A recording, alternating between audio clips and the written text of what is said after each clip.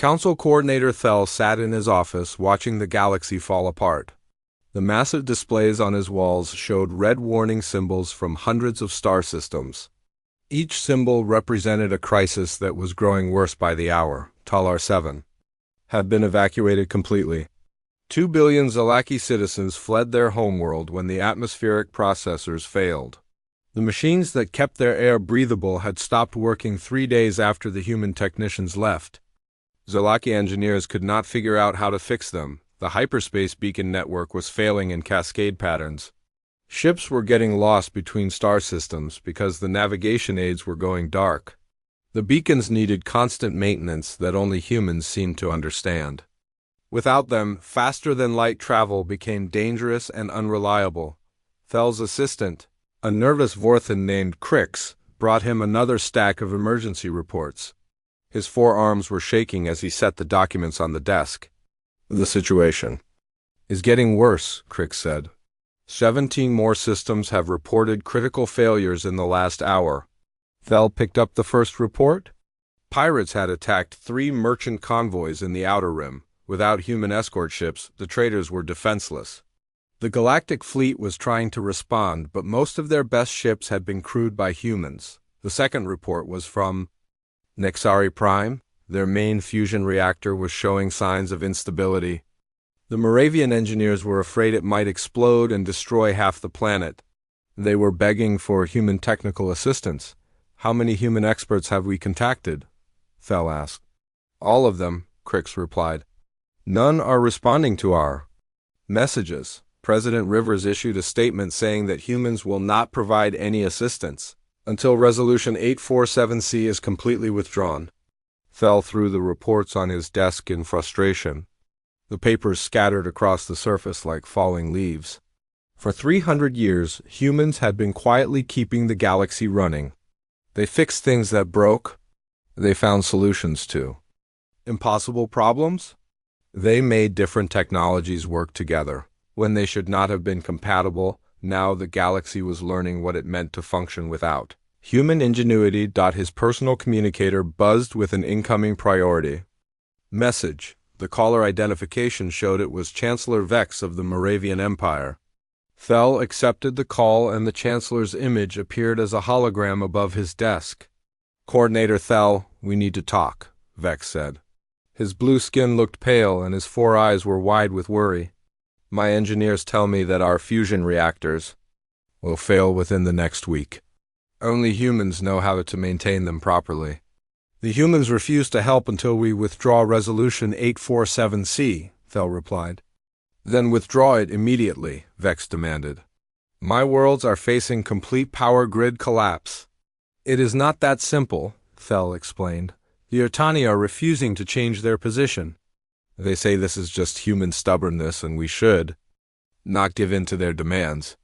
Vex's 4 hands clenched into fists. The Yutani live on low technology worlds. They do not depend on fusion power or hyperspace travel. They do not understand what we are facing. The call ended abruptly. Thel stared at the empty space where the hologram had been. More calls were coming in from other species leaders. All of them were reporting the same problems. Critical systems failing without human maintenance. Crime rising without human police officers. Medical facilities closing without human doctors and nurses. The hegemony of worlds was the first to suggest using force. Admiral Quink sent a message to the Galactic Council proposing military action against human space. His argument was simple. Humans were holding the galaxy hostage and needed to be forced back to work. We have 800 ships ready for deployment, Quinks reported during an emergency council session. We can be at Earth in 1 week. Once we demonstrate our military superiority, the humans will return to their duties. Several species supported the plan. The Yutani were enthusiastic about showing humans their place.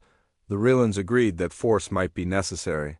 Even some traditionally peaceful species like the Zalaki were desperate enough to consider military action, but other species were more cautious. The Vorthans remembered that humans had been their military allies for centuries. The Moravians knew that human ships were unusually well-designed and powerful. Some species were starting to wonder if they really knew as much about human capabilities. As they thought, President Rivers received daily reports about the galactic situation from human intelligence networks. Most alien governments had restricted access to their communications, but humans had built most of their computer systems. Backdoors and monitoring programs gave Earth complete information about alien activities. The Hegemony fleet is mobilizing for an attack on Earth, reported Intelligence Director Han. 800 ships, including 12 dreadnoughts and 40 heavy cruisers. Rivers was not surprised.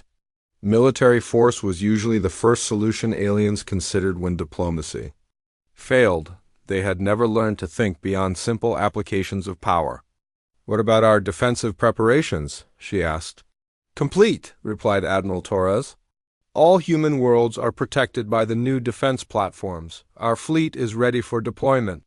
"The aliens are going to get a very unpleasant surprise." Rivers smiled grimly. For 3 centuries, humans had been hiding their true technological capabilities. They had shared some discoveries with aliens but kept their most advanced research secret. The galaxy was about to learn that humans had been deliberately restraining themselves. The defense platforms around Earth were built using technology that was 50 years ahead of anything aliens possessed. The human fleet used weapons and engines that defied known physics. Most importantly, human military doctrine was based on 300 years of fighting on the most dangerous planet in the galaxy. "Send a message to Admiral Quinks," Rivers ordered. "Tell him that any attack on human space will be considered an act of war. Remind him that humans have never lost a war." Torres grinned. "Should I mention that we have been holding back our military capabilities for the past 3 centuries? "No," Rivers replied. "Let them find out for themselves." Back on Talar 7, the last evacuation ships were leaving orbit. The planet's surface was already becoming toxic as the atmospheric processors continued to fail. Zalaki refugees crowded into cargo ships and passenger vessels carrying whatever possessions they could grab. Dr. Yenth, the planet's chief atmospheric engineer, stood on the observation deck of the evacuation ship. He watched his homeworld shrinking in the distance. The planet where his species had lived for 2,000 years was now uninhabitable. "Could we have prevented this?" asked his assistant, a young Zalaki named Trix. Dr. Yenth's tentacles drooped with sadness and regret. "Yes, if we had voted differently in the council. If we had treated humans as equals instead of useful servants." "Will they ever help us again?" Trix asked. Dr. Yenth was quiet for a long time. Through the ship's windows he could see Talar 7's dying atmosphere glowing red in the starlight. "I do not know," he finally answered. "But I hope they are more forgiving than we were." David Stone walked into the Galactic Council chamber with heavy steps. His black suit felt tight around his shoulders as he looked at the curved walls filled with alien delegates. 300 years of human service to the galaxy had led to this moment. The chamber buzzed with clicking sounds from the Yurtani delegates and the low humming of the Vorthan speakers. The human ambassador had served for 20 years in this same building. He had watched his people be called names like Deathworlders and primitives while they fixed every broken system in the galaxy. Humans were the ones who kept the power running when fusion reactors failed. They were the ones who found new trade routes when pirates blocked the old ones. They were the mechanics and soldiers and diplomats who made everything work, but today was different. Today the aliens wanted to change human children before they were even born. The Yurtani Prime Delegate stood up on his 6 legs. His shell was bright green with yellow spots that showed his high rank. His voice came through the translation device as cold and formal. Resolution 847C calls for mandatory genetic changes to all human offspring. This will reduce their violent nature and make them better suited for civilized space. David felt his hands shake as he read the proposal on his datapad. The words seemed to burn his eyes. They wanted to take away what made humans human. They wanted to make human children weak and compliant like most other species in the galaxy. The voting began immediately. Species after species raised their approval signals. The Zalaki voted yes with their tentacle waves. The Moravians clicked their approval. The Rillans flashed their bioluminescent patches in agreement. 31 species voted to change human. Children, only 16 voted against it. David watched the vote count rise on the main display. Each yes vote felt like a punch to his stomach. These were species that humans had saved from wars and disasters. These were civilizations that existed because human engineers had fixed their dying worlds. When the preliminary voting ended, silence filled the chamber. David could hear his own heartbeat in his ears. The other human delegates in the gallery looked shocked and angry. Some were crying. Others had their hands clenched into fists. The Ortani Prime delegate spoke again. The preliminary vote passes. We will schedule the final vote for next week. This is a great day for galactic civilization. David stood up slowly. His chair made a small scraping sound on the metal floor. Every alien eye in the chamber turned to look at him. Some species had dozens of eyes. Others had sensors that could see heat or electricity.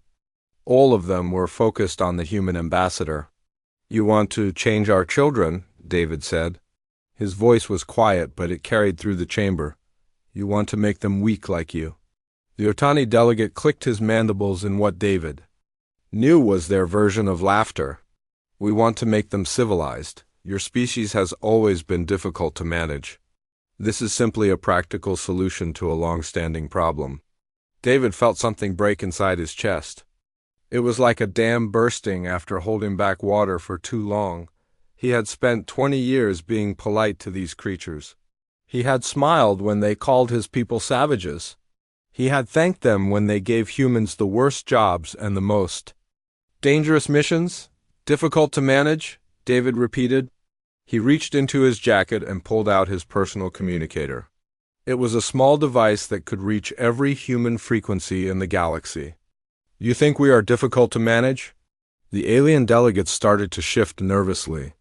The Vorthan Chancellor made a gesture with his 4 arms that meant concern. The Zelaki began changing colors from calm blue to worried orange. David activated the communicator and set it to broadcast on all human channels. Military frequencies, civilian networks, research stations, colony worlds, deep spaceships. Every human in the galaxy would hear his next words. He looked directly at the Otani Prime delegate and smiled. It was not a nice smile. It was the smile of a predator that had been pretending to be prey for far too long. This is Ambassador David Stone broadcasting to all human personnel in galactic space, he said into the device. We have served this council for 3 centuries. We have bled for them. We have died for them. We have built their worlds and fought their wars and fixed their mistakes. The chamber was completely silent now. Even the background hum of the life support system seemed to fade away. Today they voted to change our children. They want to remove what makes us human. They want to make us weak and obedient like themselves. David paused and looked around the chamber. Fear was starting to show on alien faces. The Otani delegate had taken a step backward. I have one message for every human listening to this broadcast, David continued. Come home, all of you. Right now. Leave your posts. Leave your jobs. Leave everything and come home to human space. He turned off the communicator and put it back in his jacket. The silence in the chamber lasted for several long seconds. Then the questions began. Ambassador Stone, what is the meaning of this? The Vorthan Chancellor demanded. You cannot simply abandon your duties, the Moravian delegate said. This is most irregular, added the Rillan representative. David looked at them all with that same cold smile. You wanted us gone. You have always wanted us gone? You just wanted to keep us around long enough to do your dirty work first. He walked toward the exit of the chamber. His footsteps echoed loudly in the sudden quiet. When he reached the door, he turned back one last time. You called us Deathworlders like it was an insult, he said. You forgot that we come from a death world because we survived it. You forgot that we are the children of a planet that tried to kill us every single day for millions of years. The door slid open with a soft hiss. Now you get to find out what happens when the Deathworlders stop helping you survive. David finished, he walked out of the chamber and did not look back. Behind him, the aliens began to panic. Lisa Park was deep underground on Kepler 7 when she heard Ambassador Stone's message. The mining station was 40 levels below the surface of the desert planet. She was fixing a broken gravity generator that the Zalaki engineers had given up on 3 days ago. Her hands were covered in grease and her uniform was torn from crawling through maintenance shafts. The message came through her helmet, RADIO, while she was connecting power cables. David Stone's voice was calm, but she could hear the anger underneath. When he said, "Come home," Lisa stopped working immediately. She climbed out of the generator housing and looked around the chamber. 6 Zalaki workers were staring at her with their large black eyes. They had heard the broadcast too through the translation network. "What does this mean?" asked Supervisor Kelth. His tentacles were turning the pale yellow color that meant confusion. Lisa wiped her hands on a rag and smiled at him. "It means I quit." She walked to the main computer terminal and began typing rapidly. Her fingers moved across the holographic keyboard with practiced speed. She was downloading every piece of human research and engineering data from the station's computers. Fusion reactor designs, gravity manipulation formulas, hyperspace navigation charts. Everything humans had discovered or improved over the past 50 years. "You cannot take that information," Kelth said. His tentacles were now bright red with alarm. "That data belongs to the consortium." Lisa looked at him without stopping her download. "Check your contracts. All human discoveries remain property of human researchers. We were just sharing them with you." The download finished and Lisa began the second part of her task. She started deleting all the human work from the alien computers. 3 centuries of human innovation began disappearing from the Zalaki databanks. "Stop this immediately," Kelth demanded. He reached for an alarm button, but Lisa was faster. She grabbed his tentacle and held it away from the controls. "I am stopping," she said. "I am stopping everything." The deletion program finished its work. Lisa released the supervisor and picked up her personal tools. Everything else belonged to the mining company. She had no interest in alien property. Her personal communicator buzzed with incoming messages. Other humans on the station were reporting that they were leaving too. Chief Engineer Peters was shutting down the main reactor. Security Captain Torres was opening all the weapon lockers for human personnel. Dr. Kim was downloading medical files and patient records. Lisa walked toward the elevator that would take her to the surface. The Zalaki workers followed her with frightened expressions. They knew the gravity generator would fail again in a few days. They knew they could not fix it without human help. "Please reconsider," Kelth called after her. "We need you here." "You should have thought of that before you voted to change our children," Lisa replied. The elevator ride to the surface took 10 minutes. When the doors opened, Lisa could see the spaceport in the distance. Human ships were already landing to pick up personnel. The desert sky was filled with the bright trails of departing vessels. Captain Wright received the recall message while his ship was escorting a Rillan merchant convoy through the outer rim. His ship, the Defender, was one of 12 human vessels providing protection against pirates. The convoy carried food and medical supplies to 3 different star systems, Wright's Bridge. Crew was mixed human and alien like most ships in the Galactic Fleet. When he announced they were leaving immediately, the alien officers objected strongly. "We cannot abandon our mission," said First Officer Vorax, a tall Moravian with blue skin and 4 arms. "These merchants depend on our protection." Wright looked at his tactical display. The convoy was still 6 hours from the nearest safe port. The area was known for pirate activity. Without escort ships, the merchants would be easy targets. "I understand your concern," Wright said, "but our orders are clear. All human personnel are returning to human space immediately." "This is desertion," Vorax accused. "You will be court-martialed." For this, Wright almost laughed. "By who? The same council that wants to change human children into something else?" He turned to his human crew members.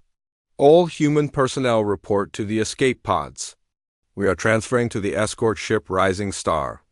The humans began leaving their posts immediately. Chief Engineer Adams shut down the faster-than-light drive. Weapons Officer Chun locked down the weapon systems. Navigation Specialist Brown deleted all the star charts and trade route data within 30 minutes. Every human had transferred to other ships. The alien crew members were left with a vessel they could barely operate.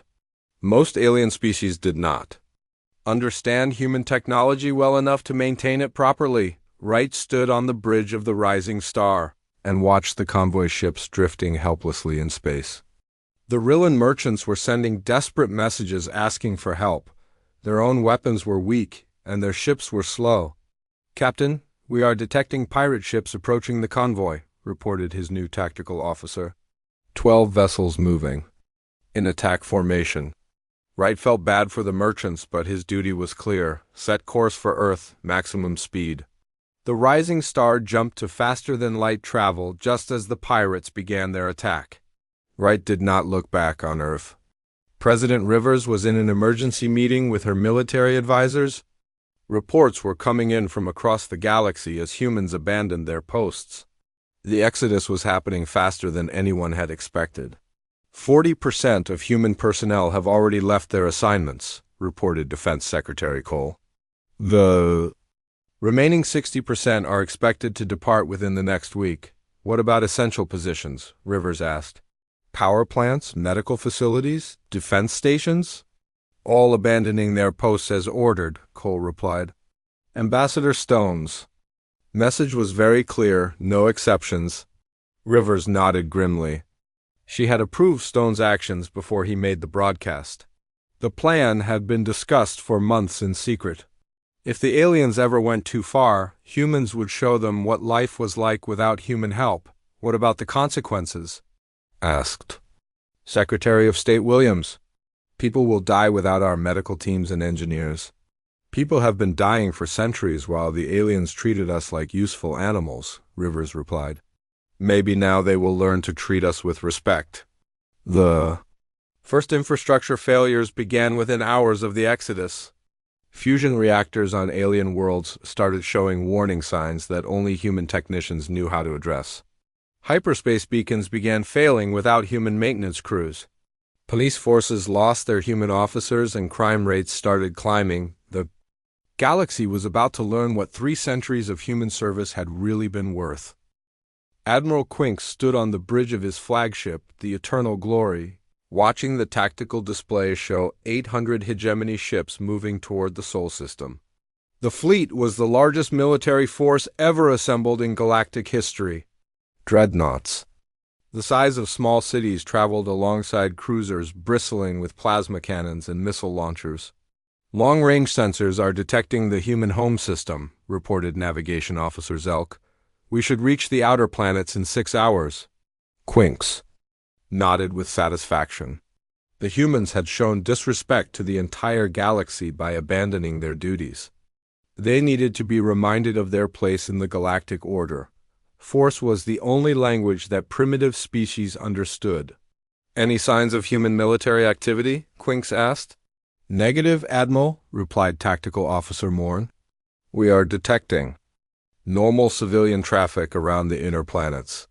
No military vessels in the outer system. Quinks was disappointed but not surprised. Human ships were small and lightly armed compared to hegemony dreadnoughts. They were probably hiding behind their planet's gravity wells, hoping for mercy. The fleet continued its approach toward Jupiter. Quinks planned to destroy a few human space stations as a demonstration of power.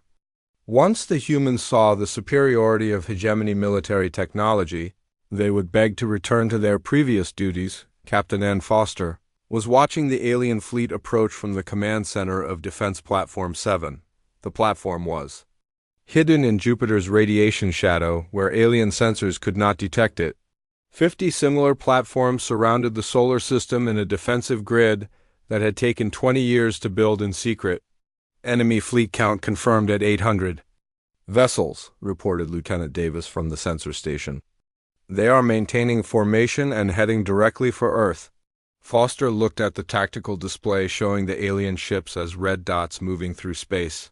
The fleet looked impressive, but she knew the aliens had no idea what they were flying. into human military technology had advanced far beyond anything the galaxy had seen. "Signal all platforms to prepare for combat," Foster ordered. "Activate the stealth systems and charge the main weapons." Around the solar system, defense platforms began powering up weapons that used principles of physics the aliens had never discovered. The platforms themselves were invisible to alien sensors, protected by technology that bent light and radiation around their hulls. The human defense fleet was much smaller than the hegemony force. Only 50 ships waited in the space between Mars and Jupiter.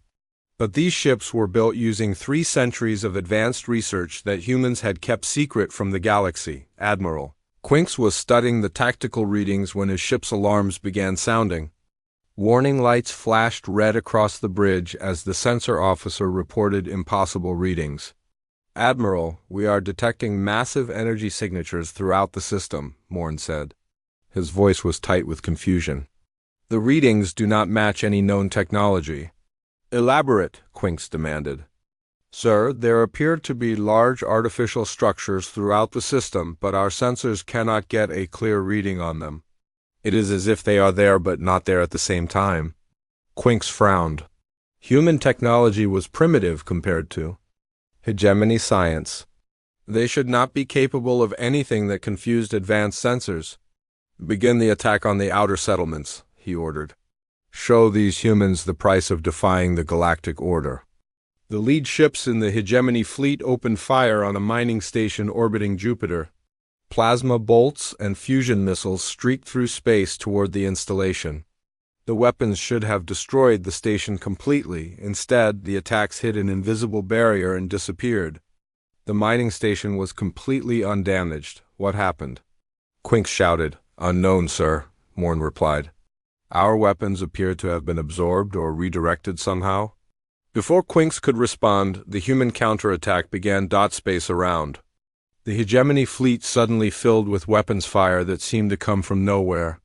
Particle beams and plasma bolts appeared out of empty space and began tearing through alien ships. The lead dreadnought lost its shields in seconds and began breaking apart under the sustained assault. "Return fire," Quinks ordered. "Target the source of those weapons." "We cannot locate the source, Admiral," Morn reported. "The weapons appear to be firing from invisible platforms." More hegemony ships began exploding as the human defense grid revealed its true power. The invisible platforms were armed with weapons that could punch through any known armor. Alien shields that should have stopped the attacks were useless against human technology. Captain Foster watched the battle from her hidden platform. The alien fleet was trying to fight an enemy they could not see or understand. Their weapons were decades behind human technology, and their tactics were designed for conventional warfare. "Enemy fleet is breaking formation," Davis reported. "They are trying to retreat, but the human fleet is moving to intercept." The 50 human ships had finally revealed themselves. They moved through space with impossible speed and agility. Their engines used technology that allowed them to ignore normal physics. Their weapons fired faster and hit harder than anything the aliens possessed. Admiral Quinks watched in horror as his fleet was systematically destroyed. Half of his ships were already gone, and the survivors were scattered across the solar system. The humans were not just defeating them, they were demonstrating complete technological superiority. "Admiral, we are receiving a transmission from the human fleet," his communications officer reported. "Put it on the main screen," Quinks ordered. Captain Foster's image appeared on the bridge display. She was a small woman with gray hair and calm eyes. She looked nothing like the savage warrior Quinks had expected.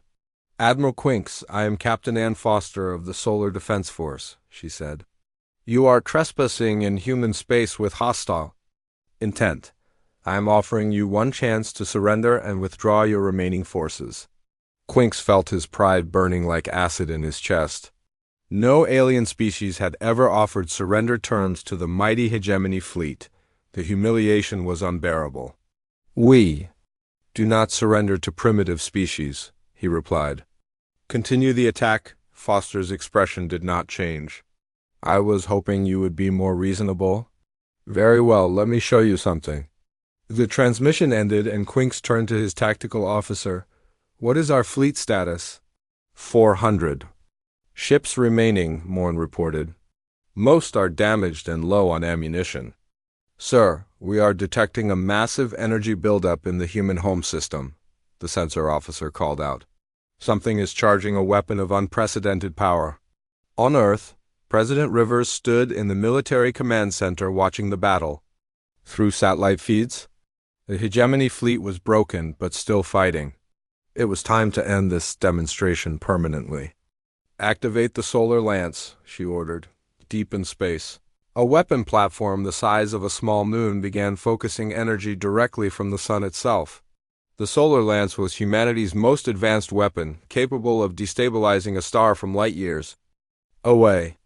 Today, it would be used for a much smaller demonstration. The beam fired toward an uninhabited system. 30 light-years from Earth, the energy hit the system's star and caused it to flare brightly before going dark forever. The star simply stopped existing, taking its planets with it into cold space. The demonstration was visible to sensors throughout the local sector of the galaxy. Every alien government would soon know that humans possessed the power to destroy entire star systems. Admiral Quinks received the sensor readings and felt ice form in his veins. The humans had just destroyed a star as casually as swatting an insect. His entire fleet could not produce 1% of the energy that weapon had. "Used. Signal full retreat," he ordered quietly. "All ships withdraw immediately." "Sir, should we not continue the fight?" asked his first officer. Quinks looked at the tactical display showing the remains of his once mighty fleet. The humans had been playing with them. This had not been a battle. It had been a demonstration. "There is no fight," he said. "We came here thinking we were attacking primitives. Instead, we found the most advanced military force in the galaxy." The surviving hegemony ships began their retreat from the solar system. They limped away on damaged engines while human ships escorted them to the edge of human space.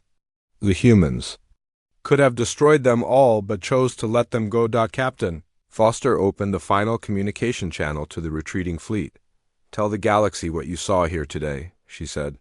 "Tell them that humans are no longer hiding our true capabilities. Tell them that we are done pretending to be weak." Admiral Quinks nodded slowly. "They will be told. Emperor preserve us all, they will be told." 6 months had passed since the battle at Sol, and the galaxy was unrecognizable. The beautiful order that had existed for centuries was gone, replaced by chaos and fear. 12 of the 47 Galactic Council species had suffered complete governmental collapse. Trade routes that had operated for thousands of years were now too dangerous to travel. Ambassador David Stone walked through the corridors of the Galactic Council building for the first time since his dramatic departure. The hallways that had once bustled with activity were now almost empty. Most of the alien delegations had returned to their homeworlds to deal with the crisis there. The few remaining delegates looked at him with a mixture of fear and desperate hope. They knew that only humans could fix the problems tearing their civilizations apart.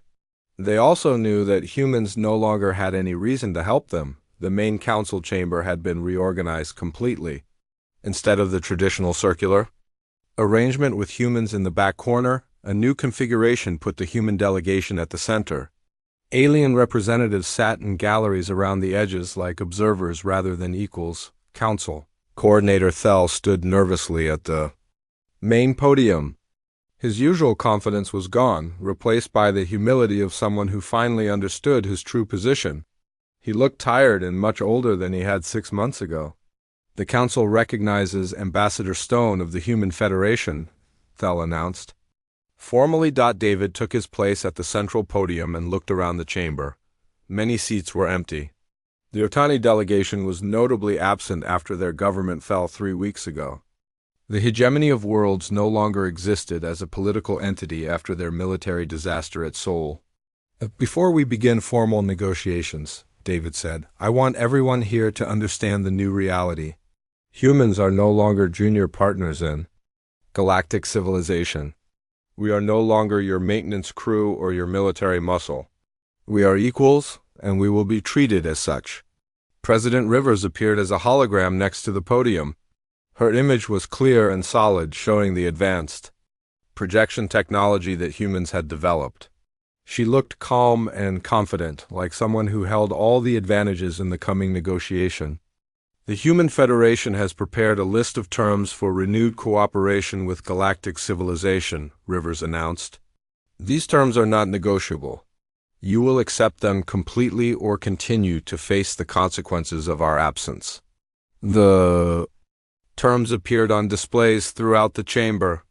They were written in simple language that left no room for misinterpretation. Full recognition of human territorial claims. Immediate and permanent withdrawal of Resolution 847C. Equal representation on all council committees and governing bodies. An end to discriminatory language referring to humans as Deathworlders or primitives. More importantly, the terms included provisions that would prevent future abuse. Humans would maintain their own military forces independent of galactic command. Human technology would be shared selectively and only with species that proved themselves trustworthy allies. Any attempt to force genetic modification on humans would be considered an act of war. Chancellor Vex of the Moravian Empire was the first to speak. His blue skin had faded to a pale gray, and his forearms shook as he addressed the chamber. These terms are acceptable to the Moravian Empire, he said quickly. We formally recognize human equality and request immediate technical assistance with our failing fusion reactors. Other species began voicing their agreement one by one. The Vorthans accepted the terms and begged for help with their collapsing hyperspace network. The Zalaki agreed to everything and asked for assistance in rebuilding. Talar 7. Even proud species like the Rillans swallowed their arrogance and accepted human demands. Dr. Yenth, now representing the Zalaki refugees, stood up with obvious difficulty. His tentacles were pale and drooping from months of stress and poor nutrition. On behalf of the Zalaki people, I formally apologize for our support of Resolution 847C, he said. We were wrong to treat humans as inferior beings. We were wrong to take your help for granted. We humbly request forgiveness and the chance to rebuild our relationship with humanity. David felt some of his anger fade as he looked at the broken alien representatives. These creatures had learned humility the hard way. They had lost their worlds and their pride because they refused to show basic respect to the species that kept their civilization running. Apologies are noted and appreciated, David replied, but words are easy. Actions will determine whether humans are willing to help you rebuild. The formal voting began immediately. Every remaining species voted to accept the human terms without change. There was no debate, no discussion, no attempts to modify the agreement.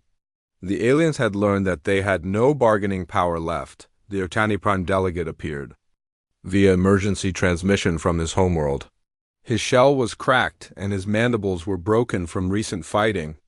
The proud species that had initiated Resolution 847C was now in the middle of a civil war. The Otani government formally withdraws Resolution 847C and accepts all human terms. He said desperately, we request immediate humanitarian assistance to prevent the complete collapse of our civilization. David looked at the broken creature. On the display screen, 6 months ago, the same alien had wanted to change human children into something weak and compliant. Now he was begging for human help to save his own people. The Human Federation will consider humanitarian assistance on a case-by-case basis, David replied coldly. Priority will be given to species that demonstrate genuine commitment to treating humans as equals. The formal ceremony continued for 3 hours as each species signed the new accords. The document was called the Soul Treaty in recognition of where the old galactic order had finally died. It established humans as equal partners in galactic civilization and created protections to prevent future discrimination. When the signing was complete, President Rivers addressed the chamber one final time. Today marks the beginning of a new era in galactic relations, she said. Humans are willing to share our knowledge and abilities with species that treat us with respect. We will help rebuild the infrastructure that our absence destroyed. We will resume our roles as engineers and doctors and peacekeepers. She paused and looked directly at the alien delegates. But make no mistake, we are not returning as your servants. We are joining you as equals. Any attempt to return to the old system of human subjugation will be met with immediate and overwhelming force. The hologram flickered and disappeared, leaving the chamber in silence.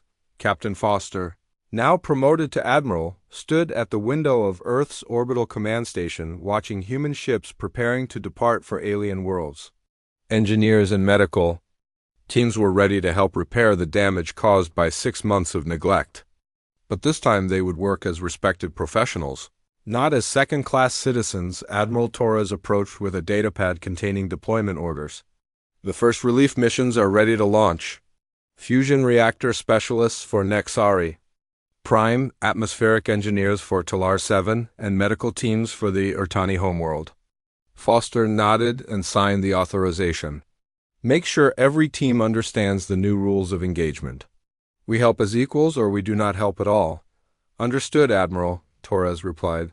The galaxy is going to be very different from now on. Foster looked out at the stars and thought about the long journey that had brought them to this point. 300 years of service and sacrifice had finally earned humans the respect they deserved. The Deathworlders had proven that they were not primitives to be managed, but equals to be respected. Yes, she agreed. It is going to be very different indeed. Across the galaxy, human ships began arriving at alien worlds to begin the work of reconstruction. But this time they came as partners, not servants. The age of human subjugation was over forever. The age of human equality had begun. Built on a foundation of demonstrated power and earned respect, the galaxy would never forget the day the Deathworlders finally snapped. More importantly, it would never again make the mistake of treating humans as anything less than equals.